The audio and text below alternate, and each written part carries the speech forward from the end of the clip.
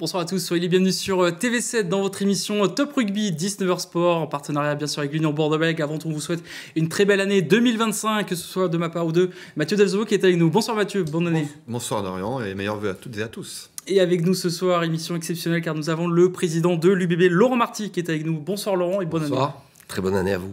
Merci d'être avec nous pour parler de beaucoup de sujets. Aujourd'hui, comme vous avez l'habitude, chaque année, nous avons le président Laurent Marty pendant 24 minutes pour aborder pas mal de sujets. Avant tout, nous sortons d'une année 2024 très intense pour vous et pour votre club. Qu'est-ce qu'on retient de cette année 2024 ? La finale, je pense. Le fait de jouer une finale pour la première fois, ça a été une vraie étape de franchie par le club. Ça a été une grande fierté, un grand moment de bonheur. En revanche, on l'a préparé pour la gagner. À aucun moment avec Yannick, on s'est dit on est en finale, on a atteint un premier objectif. Jamais on a pensé ça. Et on a agi par rapport au fait qu'il fallait absolument gagner cette finale. On s'est complètement trompé, mais on a très bien rebondi. Une nouvelle année va démarrer, une deuxième partie de saison a démarré. Quel message vous voulez passer aux supporters aujourd'hui ? J'ai envie de dire à nos supportrices et à nos supporters que, comme depuis le début de l'aventure à l'UBB, ils sont d'un soutien incroyable. Là, on est en train de faire un truc qui se reproduira peut-être plus jamais. 32 215 personnes depuis le début de la saison, c'est un record absolu. Et j'ai cru m'apercevoir que tous ceux qui avaient un grand stade et qui faisaient un grand événement ne remplissaient pas forcément. Donc je me dis que c'est pas que parce qu'on a un grand stade à Bordeaux qu'on fait autant de monde. Donc merci du fond du cœur et je leur souhaite une excellente année et beaucoup d'émotions et de plaisir avec l'UBB. En tout cas, cette année 2025 a très bien démarré. Cette match de face-retour face au Stade Français Paris. On va parler bien sûr de ce résumé de match avec vous Mathieu et cette nouvelle victoire avec le bonus en prime. Oui, on va passer rapidement, même si ça reste quand même une belle victoire. Laurent, on va voir donc la première mi-temps qui est plutôt équilibrée. Il y a des cartons jaunes un peu de chaque côté. On va voir que vous allez virer à 13-12 à la mi-temps. On a quand même le sentiment que même quand l'UBB a été mené, d'abord 6-0, après vous revenez, il y a un petit chassé-croisé au début de la première mi-temps. L'impression que, je ne sais pas comment vous l'avez ressenti dans les tribunes, qu'il a une telle maîtrise, une telle confiance dans le groupe que même quand on est mené, on sent qu'il n'y a pas de panique dans le... Vous l'avez ressenti depuis les tribunes aussi ? Oui, mais on le ressent même depuis le début de la saison, même si il faut rester très humble, vous savez, dans le rugby et surtout dans le top 14. Mais manifestement, on voit que l'équipe s'est endurcie, qu'elle défend plus ardemment et qu'elle a un état d'esprit plus de vainqueur. Elle sait ce qu'elle veut et ça, je crois que c'est dû à l'excellent travail de Yannick et de son staff. On va voir après surtout que la deuxième mi-temps va être vraiment quasiment à l'avantage de l'Union Bordeaux-Bègles avec une des marques de fabrique du club aussi cette saison, la capacité de marquer 3 essais en 10 minutes, de tuer le match ou de renverser des scénarios parfois qui étaient mal embarqués. Ça aussi, ça fait partie de l'évolution, cette capacité en très peu de temps à basculer le cours d'un match. Ça, je crois qu'on l'avait l'année dernière parce que tout le monde sait qu'on a une équipe de 3 quarts qui est assez magique, composée de grosses individualités et très bien coachée par Noël McNamara. Mais je voudrais insister sur le fait qu'aucun titre ne s'est jamais gagné avec une ligne de 3 quarts talentueuse en rugby. Ça n'a jamais suffi. Il a toujours fallu une conquête et une défense de haute qualité pour gagner des titres. Vous l'avez répété souvent dans cette émission, c'est vrai, quand on prend le modèle du Stade Toulousain, effectivement, vous le répétez souvent, c'est d'abord une équipe qui fait le boulot devant. Et on voit effectivement, et sur le match à Paris, je pense que c'est quand même des enseignements aussi qu'on peut tirer, le travail des avants, qu'on avait déjà vu à Castres contre Toulon. Oui. Là, on sent que sur cette fin d'année, les avants ont pris une autre dimension. Oui, ils sont peut-être un peu agacés qu'on ne parle que des 3 quarts. Et il y a de la qualité également devant, il y a des joueurs qui devraient être internationaux, il y en a qui le seront certainement parce qu'ils sont jeunes. Donc on a une équipe assez équilibrée. On va tirer un coup de chapeau à Cyril Cazot qui a fait un gros match aussi et qui est quand même un des joueurs cadres aussi du groupe. On va terminer le résumé bien sûr avec l'essai de Louis Bielbarré, techniquement assez incroyable. Une course qui s'arrête, il fait un 4 dep sur la fin. Est-ce que vous avez conscience d'avoir l'un des meilleurs joueurs du monde dans vos rangs ? Est-ce que pour vous, c'est le meilleur joueur du monde à son poste ? Il va peut-être le devenir. Il y a beaucoup de concurrence. Louis, c'est un garçon extraordinaire parce que il a tout, Louis. C'est un gentil garçon, très bien élevé, très bon état d'esprit, très intéressant. Et en plus, c'est un très bon joueur de rugby. Il garde cette humilité, il garde la tête froide. Il est jeune, il a encore beaucoup de choses à prouver. Vous pensez qu'il a encore une petite marge de progression ? Tous les joueurs qui ont... il a 22 ans, où il les a eus depuis pas longtemps, je crois. Il a forcément une marge de progression. À cet âge-là, on progresse encore. Ça laisse rêveur quand même, parce que ce qu'il fait, c'est déjà pas mal.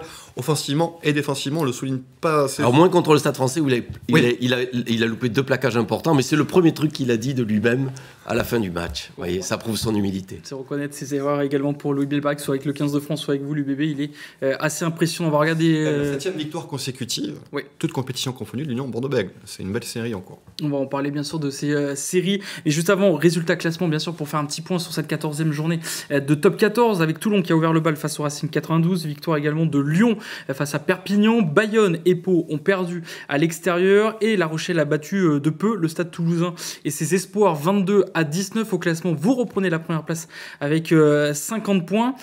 Juste un petit mot rapidement d'un de vos joueurs qui a fait son grand retour aussi, c'est Romain Buros, qui a fait son retour après sa blessure avec le 15 de France. Avant tout, qu'est-ce que vous avez pensé de sa première sélection avec le 15 de France? Comment vous l'avez ressenti? Est-ce que vous avez pu échanger avec lui? Lui qui attendait ce moment peut-être depuis quelques saisons.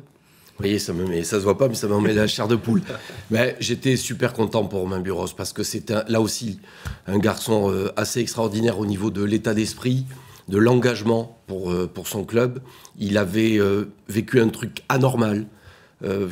Amener un joueur 2 fois en tournée et ne pas lui donner au moins une sélection, j'avais trouvé ça très très dur pour lui. Il avait fait une saison l'année dernière extraordinaire.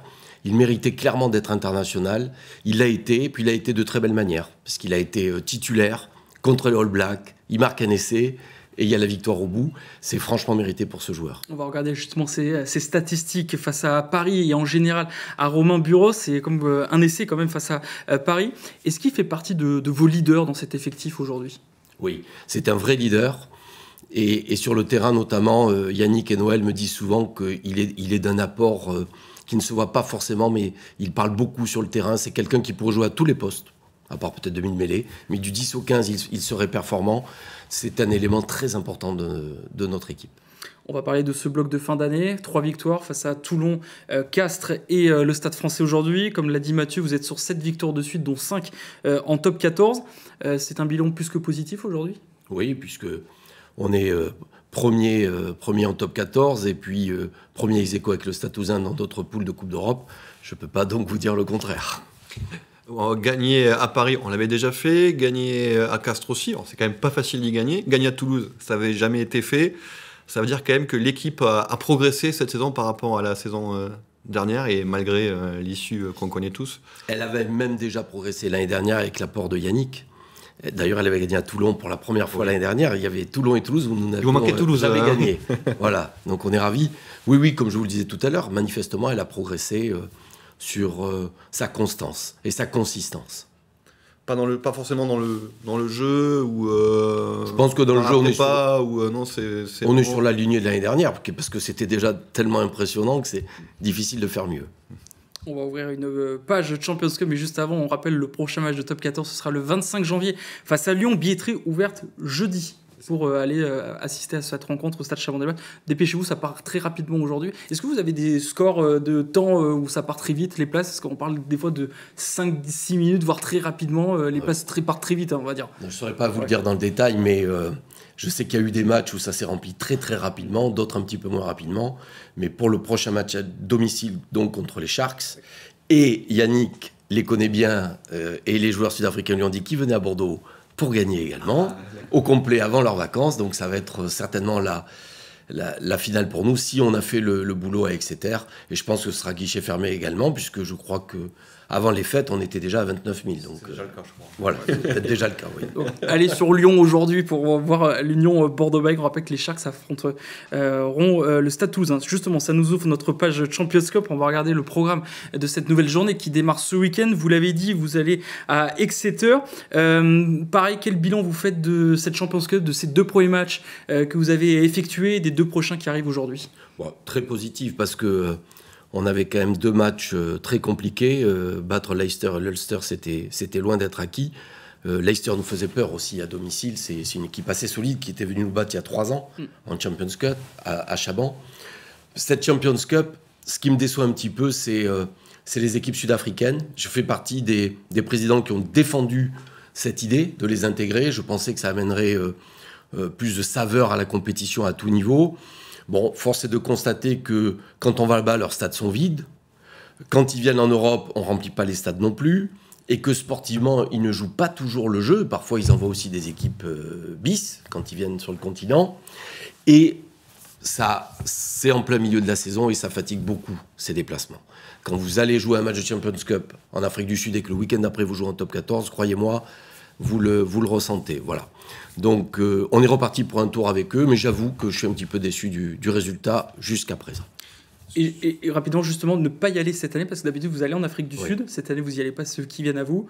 Ça fait un gain, bien sûr, d'économie dans un budget d'un club. L'énergie aussi des joueurs, il y en a moins. Oui. C'est plaisant aussi que, voilà, pour une fois, vous n'y allez pas. Ça change aussi dans la préparation. Oui. Je pense qu'on a tous regardé le calendrier. Quand on a vu qu'on n'irait pas à nouveau en Afrique du Sud, on était bien contents. Comment on pourrait sauver la Coupe d'Europe alors parce que c'est vrai que les provinces sud-africaines ont été intégrées pour essayer de redonner un petit peu de visibilité. On voit que les clubs anglais sont en difficulté. Est-ce qu'il n'y a pas un risque finalement d'une domination totale du rugby français sur la Coupe d'Europe? Il y a des vraies questions à se poser sur le fondement même de la Coupe d'Europe telle qu'elle est. Ça reste une compétition magique. Quand elle arrive, on voit bien que le jeu monte d'un niveau, l'arbitrage monte d'un niveau. Elle est très intéressante à jouer et elle prépare bien nos joueurs au niveau international. Elle est moins physico-physique. C'est aussi intéressant par moment. On voit plus de jeux quand même que certaines équipes du top 14 qui basent tout sur certaines phases de jeu. Mais elle reste attractive. Bon, les clubs anglais, on voit quand même qu'ils n'ont peut-être pas gagné la compétition, mais l'année dernière, ils ont quand même fait un bon parcours. Et nous, on a été éliminés par les Harlequins à domicile. Et puis il y a toujours le Leinster qui heureusement amène un peu de piment quant à la victoire finale. Également, est-ce que faire un beau parcours en Coupe d'Europe, ça apporte de nouvelles ressources financières, que ce soit de la billetterie bien sûr, mais également de nouveaux partenaires? Est-ce qu'on vise des partenaires en dehors de la France peut-être pour les amener à Chabandelmas aujourd'hui? Alors, directement oui, à condition de jouer les phases finales à domicile. Pour ça, il faut finir premier de sa poule et si possible dans les 2 meilleurs premiers des premiers de poule pour recevoir jusqu'en demi. Nous, l'année dernière, nous avions eu la chance de finir premier de la poule, donc on avait reçu en barrage et en quart de finale. Et là, en effet, le système de répartition de la Coupe d'Europe permet au club qui reçoit de garder d'abord 65% de la recette pour le barrage et 50% de la recette pour le quart de finale. Ce qui n'est pas le cas en top 14. Top 14, les phases finales, même quand vous jouez le barrage à domicile, ça part à la caisse solidaire. Voilà. Donc ça permet, c'est un vrai plus. C'est ce qui a créé le bénéfice de l'UBB l'année dernière. Les phases finales de Coupe d'Europe jouées à domicile. Et également, est-ce qu'on vise de nouveaux partenaires derrière? Non, ça j'y crois. Je sais pas. Peut-être, vous avez raison. Peut-être, je sais pas. Mais pour l'instant, c'est pas quelque chose qu'on a perçu. Sur ce modèle économique européen ou Champions Cup, comme on peut dire. Dans quelques instants, nous allons continuer à aborder le sujet UBB et pas mal d'autres sujets, toujours avec le président Laurent Marty. À tout de suite.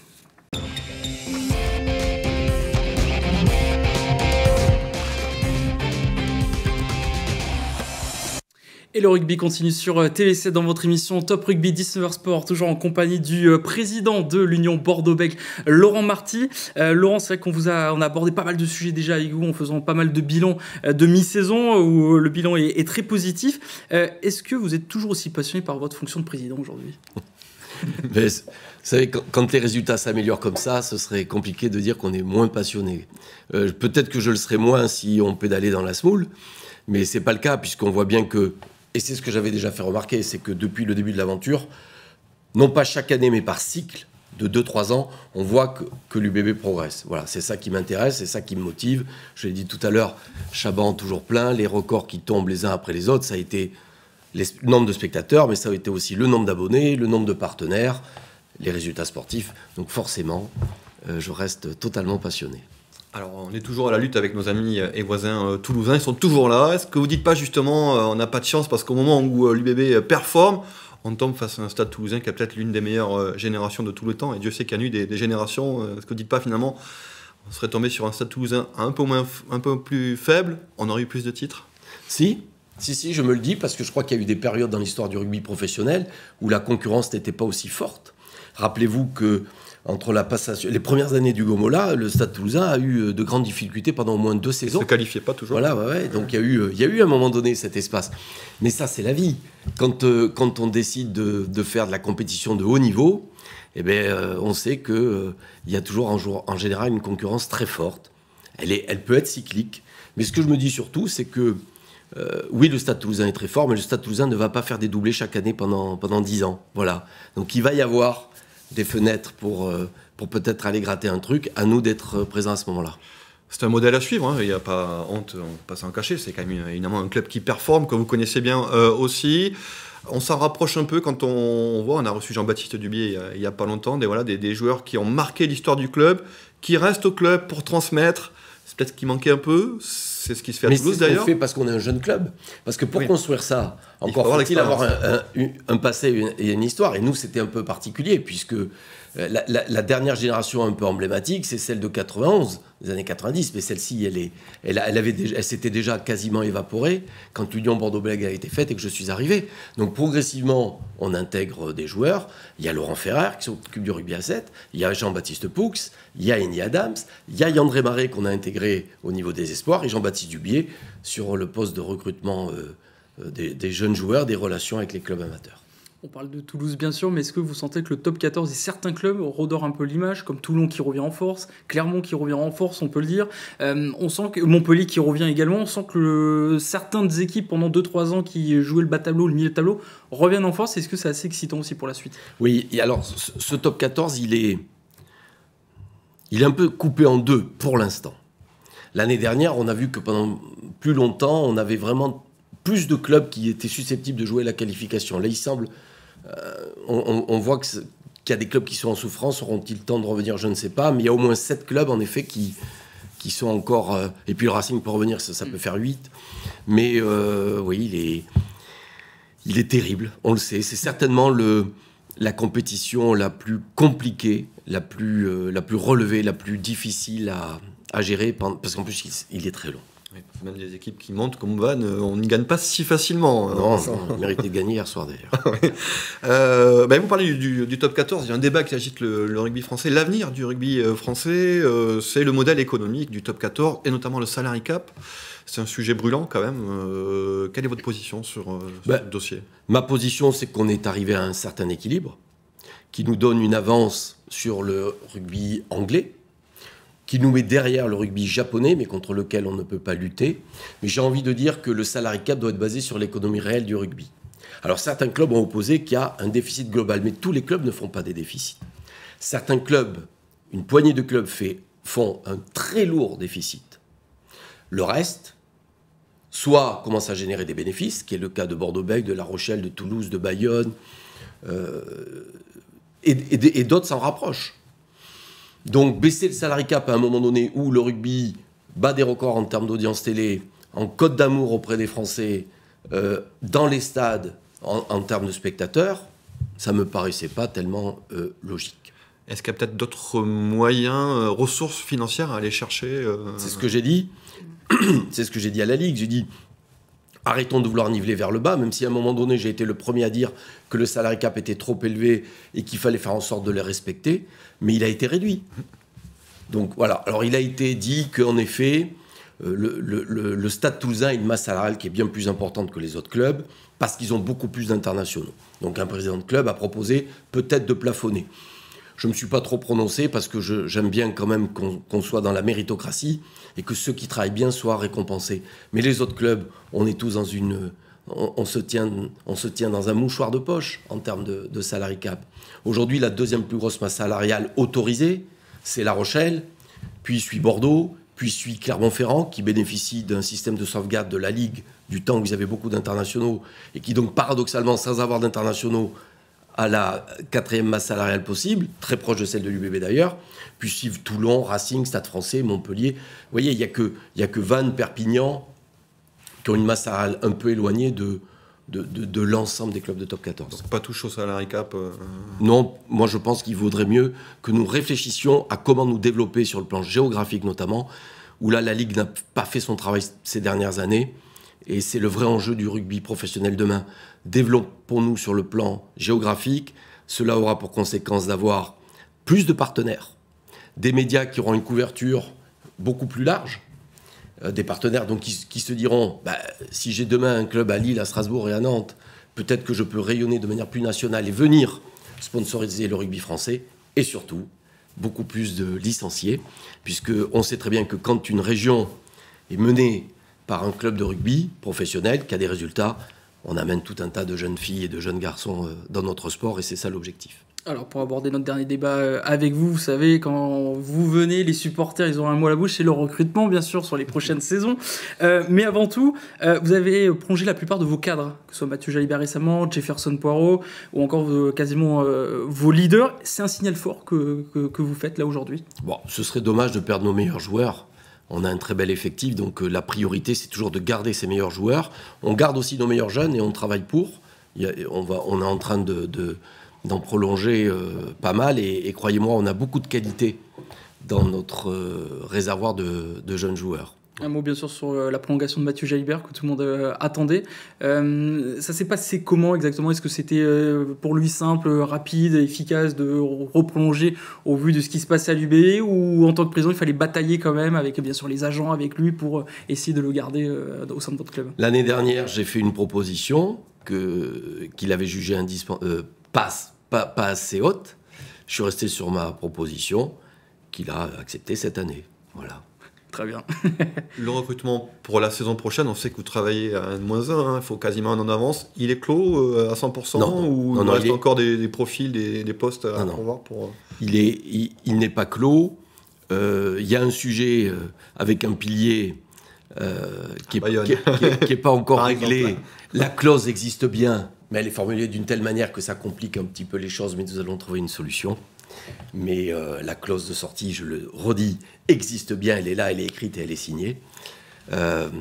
Et pour le reste, nous avons encore des postes à pourvoir. Ça n'est pas simple, parce que ça doit rentrer dans le salary cap, ça doit tenir compte des gifs et des non-gifs, et ça doit tenir compte des internationaux qui feraient qu'ils ne seraient peut-être pas tout le temps là, y compris les internationaux étrangers.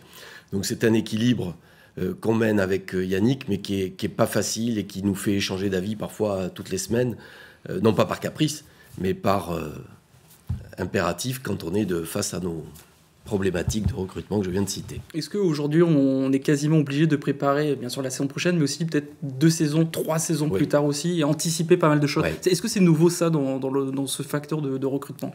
Pas pour l'UBB, je dirais, qui a toujours essayé de travailler très très fort sur le recrutement, d'anticiper un maximum, d'essayer d'être le premier sur les dossiers. Donc c'est pas nouveau pour nous. Et en effet, vous savez, vous pouvez faire tout ce que vous voulez.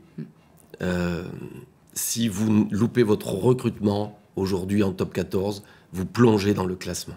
Voilà. Donc c'est la clé. Ça ne suffit pas, parce que derrière, il faut s'entourer d'un manager de qualité. C'est notre cas. Qui lui-même doit s'entourer d'un staff de qualité, c'est le cas. Mais le recrutement, ça reste la base. Justement, vous parlez de ce staff qui, dans certains clubs, est étoffé, il y a de plus en plus de monde. C'est nouveau, ça aussi. Est-ce qu'on est obligé de chercher un budget aussi pour payer toutes ces personnes? Si je ne me trompe pas, ça ne fait pas partie du salary cap, ce budget-là. Ça aussi, c'est nouveau de chercher d'autres membres de staff, de trouver de l'argent pour rémunérer toutes ces personnes aujourd'hui? Oui, le budget, il augmente chaque année un petit peu plus. Alors, non pas par la masse salariale joueur, hein, puisqu'elle est capée, heureusement. Mais tout autour, mais aussi parce que aussi le staff administratif, parce qu'on développe et qu'il faut gérer cette chance d'avoir autant de spectateurs et de partenaires. Et au niveau du staff sportif, oui également, parce que le niveau monte chaque année, parce que ça travaille bien dans tous les clubs, et que si vous n'allez pas chercher les détails et les petits pourcentages qui font la différence, vous n'êtes pas en haut du classement. Il faut ça pour vous, pour performer, avoir des staffs avec... énormément de monde. Oui, tout à fait. Mais vous savez, je ne suis pas partisan du gaspillage. Hein, que ce soit dans mon entreprise ou dans le club, j'ai toujours veillé à ce que les gens qui étaient en place travaillent et soient efficaces. Donc tant que j'ai ce sentiment, nous continuons ainsi. Les postes sont pourvus, là, il y a pléthore de gens sur le staff. On commence à avoir beaucoup de monde. Merci en tout cas Laurent Marty d'avoir été avec nous pour aborder tous ces sujets, faire un bilan à mi-parcours. Merci Mathieu également. On se donne rendez-vous bien sûr demain pour 2 prochaines émissions de sport sur TV7. Bonne soirée à tous.